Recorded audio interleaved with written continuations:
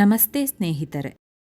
ಆದಿ ಹಾಗೂ ಅಂತ್ಯವಿಲ್ಲದ ಪರಶಿವನ ಜನನದ ಕುರಿತಾದ ಪುರಾಣ ಕಥೆಗಳನ್ನು ನೋಡೋಣ. ದೇವಾದಿದೇವ ಎಂದು ಕರೆಯಲ್ಪಡುವ ಶಿವನು ಸೃಷ್ಟಿಯ ಲಯಕರ್ತ. ತ್ರಿಲೋಕದ ಕಲ್ಯಾಣಕ್ಕಾಗಿಯೇ ಶಿವನು ಹುಟ್ಟಿ ಬಂದ ಎಂದು ಹೇಳಲಾಗುವುದು.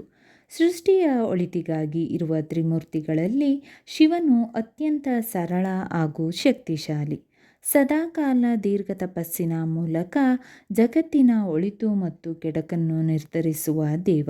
ಹಾಗಾಗಿ ಶಿವ ಎಂದರೆ ಹಿಮಪರ್ವತದಲ್ಲಿ ಧ್ಯಾನಿಸುತ್ತಾ ಕುಳಿತಿರುವ ಚಿತ್ರಣ ಮನಸ್ಸಿನಲ್ಲಿ ಮೂಡುತ್ತದೆ.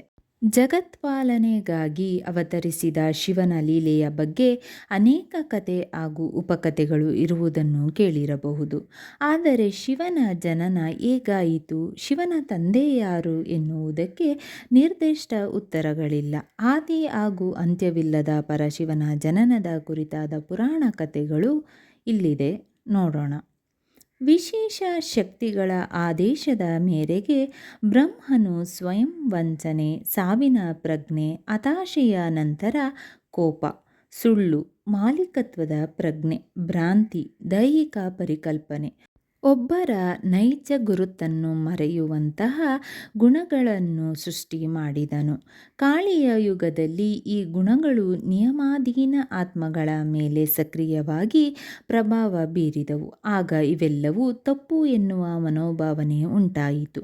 ಈ ಗುಣಗಳನ್ನು ಸೃಷ್ಟಿ ಮಾಡಿದ ಬ್ರಹ್ಮನು ತಪ್ಪಿತಸ್ಥ ಎಂದು ಪರಿಗಣಿಸಿದರು. ಬ್ರಹ್ಮನ ಮೇಲೆ ಬಂದ ಅಪವಾದದಿಂದ ಬ್ರಹ್ಮನು ಸಾಕಷ್ಟು ಅಸಮಾಧಾನಕ್ಕೆ ಒಳಗಾದನು. ಈ ಅಸಮಾಧಾನಗಳನ್ನು ತೊಡೆದು ಹಾಕಿ ಶುದ್ಧೀಕರಿಸಿಕೊಳ್ಳುವ ಸಲುವಾಗಿ ಪರಮಾತ್ಮನ ಮೇಲೆ ಏಕಾಗ್ರತೆಯನ್ನು ಕೇಂದ್ರೀಕರಿಸಿದನು. ನಂತರ ತನ್ನ ಪುತ್ರರಾದ ಸನಕ, ಸನಂದ, ಸನಾತನ ಮತ್ತು ಸನತ್ಕುಮಾರರಂತೆ 4 ಮಹಾನ್ ಋಷಿಮುನಿಗಳನ್ನು ಸೃಷ್ಟಿಸಿದನು. ಆ ಋಷಿಗಳಿಗೆ ತಮ್ಮ ಸಂತತಿಯನ್ನು ಹೆಚ್ಚಿಸಬೇಕು ಅಥವಾ ವಿಶ್ವದಲ್ಲೆಲ್ಲ ತಮ್ಮ ಸಂತತಿ ಇರಬೇಕು ಎನ್ನುವ ಯಾವುದೇ ಆಸೆಗಳಿರಲಿಲ್ಲ. ಅವರು ತಮ್ಮ ತಂದೆಗೆ ಅತ್ಯಂತ ಅವಿಧೇಯರಾಗಿ ಇದ್ದರು. ಇದರಿಂದಾಗಿ ಬ್ರಹ್ಮನ 4 ಶಿರಗಳಲ್ಲಿ ಅತಿಯಾದ ಕೋಪ ಹುಟ್ಟಿತು. ಅವನ ಕೋಪವನ್ನು ನಿಯಂತ್ರಿಸಲು ಅವರಿಗೆ ಸಾಧ್ಯವಾಗಲಿಲ್ಲ. ಆ ಅತಿಯಾದ ಕೋಪದಿಂದಾಗಿ ಉಬ್ಬುಗಳ ನಡುವೆ ಕೆಂಪು ಮತ್ತು ನೀಲಿ ಬಣ್ಣದ ಮಗು ಸೃಷ್ಟಿಯಾಯಿತು. ಕೋಪದಿಂದ ಹುಟ್ಟಿದ ಆ ಮಗು ಆತಂಕದಿಂದ ಅಳುತ್ತಿತ್ತು. ಆಗ ಬ್ರಹ್ಮದೇವನು ಆ ಮಗುವನ್ನು ರುದ್ರ ಎಂದು ಕರೆದನು. ನಂತರ ಆ ಮಗುವಿಗೆ ಬ್ರಹ್ಮನು, ನೀನು ನನ್ನ ಪ್ರೀತಿಯ ಹುಡುಗ. ನಿನ್ನ ವಿಕಾಸಕ್ಕಾಗಿ ಕೆಲವು ವಿಶೇಷ ಸ್ಥಳಗಳನ್ನು ಆಯ್ಕೆ ಮಾಡಿದ್ದೇನೆ. ಅದುವೇ ಹೃದಯ, ಇಂದ್ರಿಯಗಳು, ಜೀವನದ ಗಾಳಿ, ಆಕಾಶ, ಬೆಂಕಿ, ನೀರು, ಭೂಮಿ, ಸೂರ್ಯ, ಚಂದ್ರ ಮತ್ತು ಸಂಯಮಗಳು. ನಿನಗೆ ಸೃಷ್ಟಿಯಲ್ಲಿ ಮಾನ್ಯು, ಮನು, ಮಹಿನಾಸ, ಮಹಾನ್, ಶಿವ, ಶಧ್ವಜ, ಉಗ್ರರೇತ, ಭಾವ, ಕಲ, ಮಹಾದೇವ, ಧೃತಋತ ಎಂದು ಕರೆಯುವರು ಎಂದನು. ನಂತರ ನಿನ್ನ ಮಡದಿಯಾಗಿ ದಿ, ಧರ್ತಿ, ರಾಸಲ, ಉಮಾ, ನಿಯುತ್, ಸರ್ಪಿ, ಇಳ, ಅಂಬಿಕಾ, ಐರಾವತಿ, ಸ್ವದ ಮತ್ತು ದೀಕ್ಷಾ ಎನ್ನುವವರು ಇರುತ್ತಾರೆ ಎಂದು ಹೇಳಿದನು. ಈ ರೀತಿಯಾಗಿ ಹುಟ್ಟಿಬಂದ ಶಿವನು ತನ್ನ ಅಸ್ತಿತ್ವವನ್ನು ಪಡೆದುಕೊಂಡನು. ನಂತರ ತ್ರಿಲೋಕದಲ್ಲಿ ನಾಶ ಮಾಡುವ ಮತ್ತು ಸರ್ವನಾಶವನ್ನು ನಿರ್ಧರಿಸುವ ಉಸ್ತುವಾರಿಯನ್ನು ಪಡೆದುಕೊಂಡನು. ಸೃಷ್ಟಿಯಲ್ಲಿ ಯಾವುದು ಒಳಿತು, ಯಾವುದು ಕೆಟ್ಟದ್ದು ಎನ್ನುವುದನ್ನು ಅರಿತು ಲಯದ ಕೆಲಸವನ್ನು ನಿರ್ವಹಿಸಿದನು. ಹಾಗಾಗಿಯೇ ಮಹಾನ್ ದೇವನಿಗೆ ಲಯಕರ್ತ ಎಂದು ಕರೆಯಲಾಯಿತು. ಶಿವನ ಜನನದ ಇನ್ನೊಂದು ಕಥೆಯನ್ನು ನೋಡೋಣ.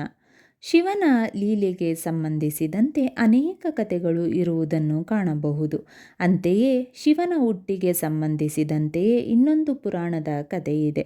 ಆ ಕಥೆಯ ಪ್ರಕಾರ ಒಮ್ಮೆ ಬ್ರಹ್ಮ ಮತ್ತು ವಿಷ್ಣುವಿನ ನಡುವೆ ಯಾರು ಶ್ರೇಷ್ಠರು ಎನ್ನುವ ಚರ್ಚೆ ನಡೆಯಿತು.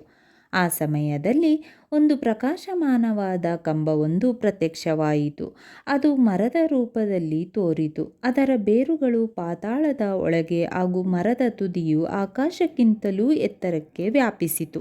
ಈ ಮರದ ಆಳ ಮತ್ತು ಎತ್ತರವನ್ನು ತಿಳಿಯಬೇಕು ಎಂದು ಬ್ರಹ್ಮ ಮತ್ತು ವಿಷ್ಣು ನಿರ್ಧರಿಸಿದರು. ಅಂತೆಯೇ ಬ್ರಹ್ಮ ಹಂಸ ಪಕ್ಷಿಯ ಅವತಾರ ತಳೆದು ಮರದ ತುದಿಯನ್ನು ತಿಳಿಯಲು ಮೇಲೆ ಹಾರಿ ಹೋದನು. ವಿಷ್ಣು ಮರದ ಬೇರಿನ ಆಳ ತಿಳಿಯಲು ಹಂದಿ ರೂಪ ಪಡೆದು ಭೂಮಿಯನ್ನು ಕೊರೆಯುತ್ತಾ ಪಾತಾಳಕ್ಕೆ ಹೋದನು. ಆದರೂ ಇಬ್ಬರಿಗೂ ಅದರ ಬುಡ ಮತ್ತು ತುದಿಯನ್ನು ನಿರ್ಧರಿಸಲು ಸಾಧ್ಯವಾಗದೆ ಭೂಮಿಗೆ ಮರಳಿದರು. ಆಗ ಕಂಬ ಒಡೆದು ಶಿವನು ಹೊರಬಂದನು. ಅಪಾರ ಶಕ್ತಿಯನ್ನು ಹೊಂದಿರುವ ಶಿವನನ್ನು ಕಂಡು ಇವನು ನಮಗಿಂತಲೂ ಶಕ್ತಿಶಾಲಿ ಎಂದು ಭಾವಿಸಿದರು. ನಂತರ ತಮ್ಮ ಜೊತೆಗೆ ಶಿವನನ್ನು ಸೇರಿಸಿಕೊಂಡು ಜಗತ್ತಿನ ಸೃಷ್ಟಿ, ಪಾಲನೆ ಹಾಗೂ ಲಯದ ಕರ್ತವ್ಯಗಳನ್ನು ಹಂಚಿಕೊಂಡರು ಎಂದು ಹೇಳಲಾಗುವುದು. ಈ ರೀತಿಯಲ್ಲಿ ಶಿವನ ಜನನವಾಯಿತು ಎಂದು ಅನೇಕ ಕಥೆ ಪುರಾಣಗಳು ವಿವರಿಸುತ್ತವೆ. ಮಕ್ಕಳು ಓದುವ ಸಮಯದಲ್ಲಿ ಈ ಮಂತ್ರವನ್ನು 11 ಬಾರಿ ಪಠಿಸಿದರೆ ಜ್ಞಾನವು ವೃದ್ಧಿಸುವುದು. ಓಂ ಜ್ಞಾನಭೂತಾಯ ನಮಃ. ಓಂ ಜ್ಞಾನಭೂತಾಯ ನಮಃ. ಓಂ ಜ್ಞಾನಭೂತಾಯ ನಮಃ. ಓಂ ಜ್ಞಾನಭೂತಾಯ ನಮಃ. ಓಂ ಜ್ಞಾನಭೂತಾಯ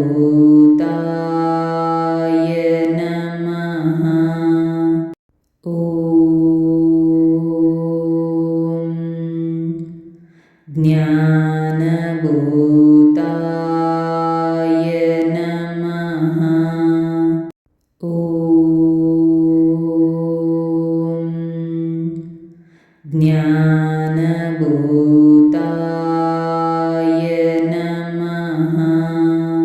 ಓಂ ಜ್ಞಾನಭೂತಾಯ ನಮಃ. ಓಂ ಜ್ಞಾನಭೂತಾಯ ನಮಃ. ಓಂ ಜ್ಞಾನಭೂತಾಯ ನಮಃ. ಓಂ ಜ್ಞಾನಭೂತಾಯ ನಮಃ. ಓಂ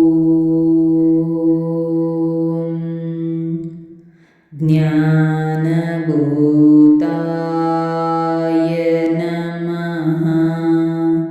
ಸ್ನೇಹಿತರೆ, ಈ ವಿಡಿಯೋ ಇಷ್ಟವಾದಲ್ಲಿ ಲೈಕ್, ಶೇರ್ ಆ್ಯಂಡ್ ಕಾಮೆಂಟ್ ಮಾಡಿ. ಮುಂದಿನ ವಿಡಿಯೋಸ್ಗಳಿಗಾಗಿ ಚಾನಲ್ ಅನ್ನು ಸಬ್ಸ್ಕ್ರೈಬ್ ಮಾಡಿ. ಧನ್ಯವಾದಗಳು.